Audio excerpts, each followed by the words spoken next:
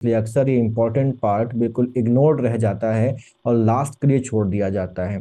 और जब लास्ट का समय जब आता है तो ये टॉपिक भूत की तरह हमारे सामने खड़ा हो जाता है और हमारा मोरल और कॉन्फिडेंस सब डाउन कर देता है।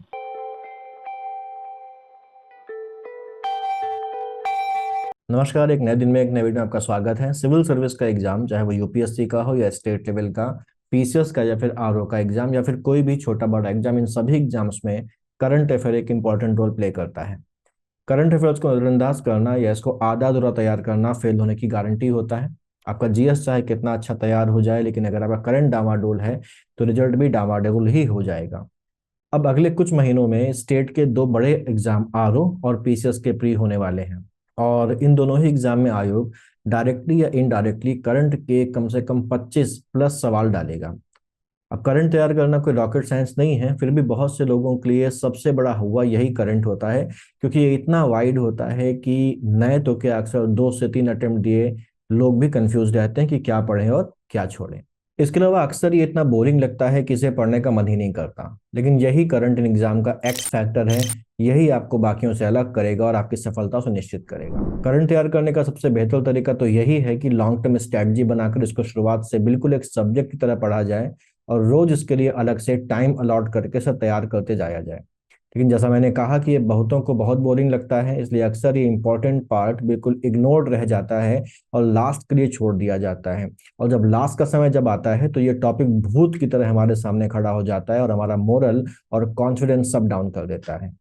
तो अगर आपके भी यही हालात हैं, जो लगभग 80% लोगों के होते हैं, तो सबसे पहला काम तो आपको ये करना है कि इस समय खुद पर प्रेशर नहीं क्रिएट होने देना है। अभी भी हमारे पास इतना समय है कि हम एक शॉर्ट टर्म स्ट्रैटेजी बनाकर करंट को अच्छे से तैयार कर सकते हैं। इसके लिए सबसे पहले मटेरियल होना चाहिए जो कि एग्जाम के लेवल का करंट आपको प्रोवाइड करता हो। तो मटेरियल में दो चीजें हैं। पहले तो कोई मंथली मैगजीन ले लीजिए, या फिर एग्जाम के पहले आने वाले हाफ ईयरली या एनुअल जो करंट अफेयर्स की मैगजीन्स आती हैं, जो एडिशन उनके आते हैं, वो ले लीजिए। सबसे पहले बात करते हैं, अगर आपने मंथली मैगजीन ली है तो, क्योंकि समय बस पर्याप्त भर है, इसलिए भटकने और एक्सपेरिमेंट करने की जगह मेरी बात मानकर आप समसामयिकी क्रॉनिकल की जो मैगजीन आती है वो ले आइए, कम से कम 9 महीने की। वैसे मैगजीन तो बहुत सारी आती हैं, लेकिन हमको वो सोर्स चुनना है जो उस एग्जाम के लेवल का करंट कवर करे जो हम देने जा रहे हैं। इसलिए एसएससी और बाकी छोटे लेवल के लिए आने वाली चीजों को छोड़कर आप इस क्रॉनिकल मैगजीन पर आंख बंद करके भरोसा कर सकते हैं। इस मैगजीन के हर महीने के एडिशन में लगभग 80 के आसपास पेज होते हैं, जिनमें पढ़ने लायक जो पेज मिलेंगे आपको वो केवल 70 के आसपास होंगे जो हमको पढ़ने हैं।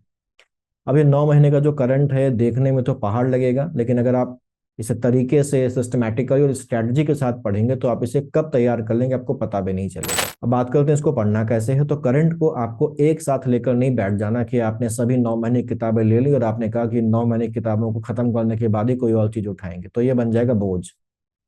आपको इसको एक साथ लेकर नहीं चलना है, बल्कि इन 70 पेजेस हर महीने में, क्योंकि हमने देखे 80 पेजेस हैं जिसमें 70 पेजेस के लगभग हमको पढ़ने हैं, तो इन 70 पेजेस को अपनी कैपेसिटी के हिसाब से 15 या 20 पेजेस के सेगमेंट में बांट लेना है। अगर आपकी जो रीडिंग स्पीड है वो ज्यादा अच्छी है तो 20 पेजेस लेके चलिए, और अगर आपकी रीडिंग स्पीड थोड़ी सी कमजोर है या आप उतनी तेजी से नहीं पढ़ पाते तो 15 पेजेस लेके चलिए। मान लिया आपने 15 पेजेस के सेगमेंट बनाए हैं, तो आपको रोज केवल 15 पेजेस उठाने हैं और उनको अच्छे से समझ समझ कर पढ़ना है। ध्यान रखिए, हमें केवल रीडिंग नहीं करनी, हमको केवल पढ़ लेने के लिए नहीं पढ़ना है, बल्कि इस तरह से पढ़ना है कि वो जो भी चीज हम पढ़ रहे हैं वो हमारे दिमाग में बैठे। तो ये 15 पेज तैयार करने में आपको कम से कम 1 घंटा, अधिकतम 1.5 से 2 घंटे लग सकते हैं, जो कि बहुत ज्यादा नहीं है। आपको बाकी चीजों के लिए भी समय फिर पर्याप्त मिलेगा। माना कि आपने अक्टूबर का करंट उठाया है, तो इस महीने के पूरे करंट को आप 15 पेज के हिसाब से 5 दिन में खत्म कर देंगे। इसके बाद आप दूसरा महीना उठा लीजिए और ऐसा करते हुए आप 9 महीने के करंट को आसानी से 45 दिन के आसपास के समय में खत्म कर देंगे। लेकिन एक बात है, जरूर ध्यान रखें कि अक्टूबर का करंट खत्म करने के बाद जब सितंबर का करंट उठाएं, तो सितंबर का करंट करने के साथ साथ आप अक्टूबर वाला करंट भी रोज 15 से 20 मिनट में रिवाइज करते जाइए। अक्टूबर का करंट रिवाइज करते समय आपको अक्टूबर का पूरा एक साथ रिवाइज नहीं करना है, बल्कि आप 20 से 35 पेज या 20 से 30 पेज रोज रिवाइज करिए, क्योंकि हम एक बार उसको पढ़ चुके हैं तो हमें रिवीजन में अब कम समय लगेगा। इसीलिए 20 से 30 पेज अगर आप रोज लेके चलते हैं तो वो आसानी से 15 से 20 मिनट में रिवाइज हो जाएंगे। अगर आपको लगता है कि आप ज्यादा कर सकते हैं तो आप पेजेस की संख्या बढ़ा सकते हैं, और अगर आपको ज्यादा लगता है तो पेजेस की संख्या को कम भी कर सकते हैं रिवीजन के समय।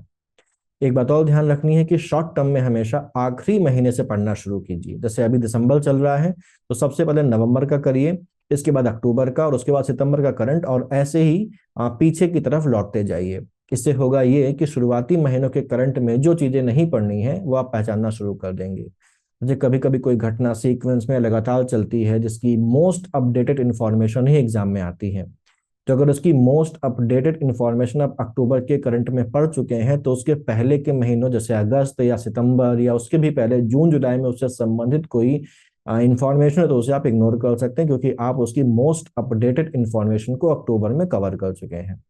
इसके बाद जब दिसंबर की मैगजीन अगर आ जाए तो उसको भी कर डालिएगा। इस तरीके से जब आप 45 दिनों में 9 महीनों का करंट खत्म कर लेंगे तब भी आपके पास 15 दिन बचे रहेंगे, क्योंकि अभी अगर हम लोग देखें तो आज की डेट से एग्जाम में लगभग 65 या 66 दिन बचे हुए हैं आरओ के एग्जाम में। तो 45 दिन में कवर करने के बाद भी आपके पास लगभग 15 दिन बचे रहेंगे, और इस बचे समय का इस्तेमाल आप एडिशनल महीनों का करंट तैयार करने में और रिवीजन में कर सकते हैं। तो अगर आप चाहें तो इस बचे समय में 3 महीने करंट और करके इसको पूरे 12 महीने का या 1 साल का करंट तैयार कर सकते हैं। इसके बाद पेपर के कुछ दिनों के पहले घटना सार नाम की एक किताब आती है जो करंट के लिए बिल्कुल रामबाण किताब है, और ये किताब अकेले आपका 80 to 85% जो करंट है एग्जाम का वो कवर कर लेती है। तो इसको आपको जरूर ले लेना है और उसे भी अच्छे से तैयार कर लेना है, क्योंकि करंट कम से कम 2 सोल से तैयार करना चाहिए। तो जब आप घटना सार से और क्रॉनिकल की जो मंथली मैगजीन से तैयार करेंगे तो आपके 2 सोल्स हो जाएंगे। घटनासार में ज्यादा समय नहीं लगेगा, क्योंकि जब आपने मंथली मैगजीन पढ़ी होगी तो उसके बाद जब घटनासार पढ़ेंगे तो इसमें 90% करंट तो वही होगा जो आप मंथली मैगजीन से कर चुके हो। बाकी जो चीजें मंथली मैगजीन में कवर नहीं हो पाई होंगी वो 10-5% इस घटनासार से कवर आपकी हो जाएंगी। अब कुछ खास बातें और जो अगर आप कर लेंगे तो आपका काम बहुत आसान और फ्रूटफुल हो जाएगा। पहली बात कि करंट आपको मोबाइल, टैबलेट या लैपटॉप में नहीं पढ़ना है, बल्कि इसकी हार्ड कॉपी में पढ़ना है। तो अगर आपके पास पीडीएफ भी है तो उसका प्रिंट निकलवा लें और उस पीडीएफ के प्रिंट से आप पढ़ना शुरू करें। दूसरी बात, जब आप पहले दिन करंट पढ़ना शुरू करें तो एक हाइलाइटर लेके बैठें और इंपॉर्टेंट कीवर्ड्स को हाईलाइट करते जाएं, क्योंकि अगर मैगजीन में कोई करंट 10 लाइन का दिया है तो मेन इंफॉर्मेशन केवल 3 या 4 लाइन की ही होती है, और उसे जब आप मार्क कर लोगे तो रिवीजन में जो फालतू बातें आपको पढ़ने में समय वेस्ट नहीं होगा और आपकी प्रोडक्टिविटी भी बढ़ेगी। तीसरी बात यह है कि जब खेल से संबंधित करंट को तैयार करें तो किसी भी खेल के जो इंपॉर्टेंट मुकाबले होते हैं उन्हें तो पूरा तैयार करें, लेकिन बाकी आपको उन्हीं खेलों में कंसंट्रेट करना है जो या तो भारत में हुए हैं या जिनमें भारत ने कोई पदक जीता है या भारत ने अच्छा प्रदर्शन किया है।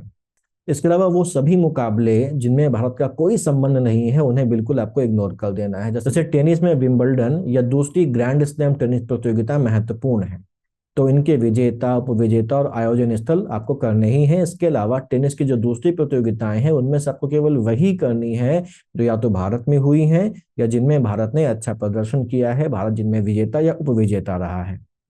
खेलों में प्रतियोगिता का नाम, आयोजन स्थल, विजेता का नाम, उपविजेता का नाम, और ये जो विजेता उपविजेता है वो किस देश को रिप्रेजेंट करते हैं वो उसका नाम आपको ध्यान रखना है।